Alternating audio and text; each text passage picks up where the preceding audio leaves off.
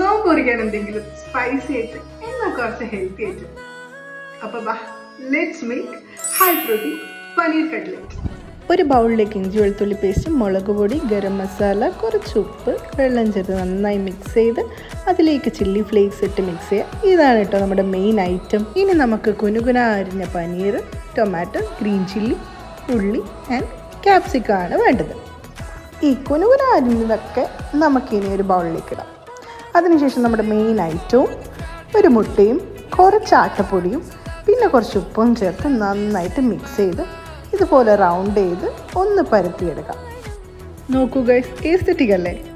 Pan എടുക്കുക, ghee spread ആക്കുക, നിരത്തി വെച്ച് അടച്ചൊരു 4 മിനിറ്റ്, ഫ്ലിപ്പ് ചെയ്തൊരു 4 മിനിറ്റ്. ഇതാ സാധനം റെഡി. ഞാൻ ഉണ്ടാക്കിയത് ഞാൻ തന്നെ കഴിച്ച് ഞാൻ തന്നെ സൂപ്പറാന്ന് പറയുന്നതാണ് നിങ്ങളെ കാണുന്നത്. അപ്പോൾ until we meet again, by.